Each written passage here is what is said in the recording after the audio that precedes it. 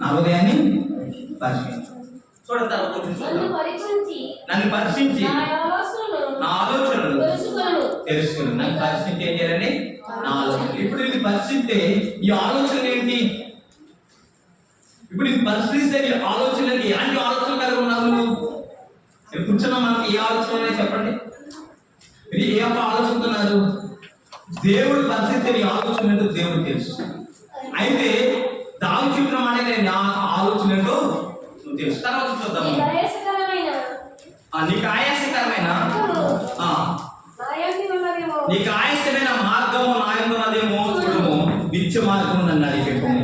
ప్రతి మనిషి దేవుడి దగ్గర వచ్చిన మాట ఏంటంటే, నీ యొక్క హృదయాన్ని నా మనసును తెలుసుకో, నీకు ఆయాసం కలిగించే పని నేను చేస్తున్నాను.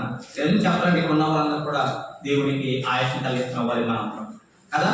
అయితే దేవుడు మనల్ని పరిశోధించి తెలుసుకుని ఏం చేస్తాడంటే, ఈ యొక్క పాపము ఈ యొక్క హృదయాన్ని మార్చే శక్తి ఒక యేసుక్రీస్తు వారికి ఉంది. కాబట్టి ఆయన లోకానికి పంపించాడు. ఆయన ఏం చేస్తాడంటే, ఆయన కాల్చిన రక్తం ద్వారా, ఆయన ఇచ్చిన ప్రాణ త్యాగం ద్వారా పాపులమైన మనలను పరిశుద్ధులుగా మార్చాడు.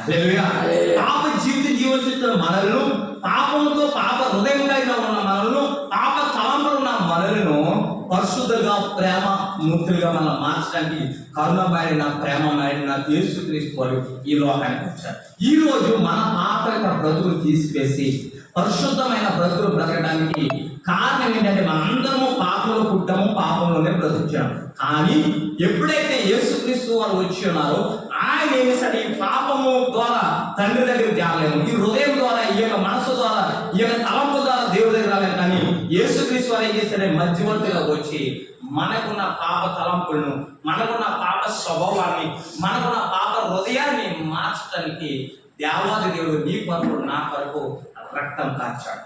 ఆ రక్తము కార్చిన ఈ రక్తము పాపం కలిగిన ఈ హృదయాన్ని పరిశోధించి శుద్ధీకరించి ఆయన ఇచ్చే పరిపూర్ణతగా కలిగిన. అందుకే నీతిమంతులు లేడు, ఒక్కడ లేడన్న అదే పాఠంలో మళ్ళీ తర్వాత ఆయన రక్తం ద్వారా, ఆయన ఉచితంగా కార్చిన రక్తం ద్వారా, రక్షణ ద్వారా మనందరం కూడా నీతిమంతులుగా మార్చబడ్డాం. హల్లెలూయా.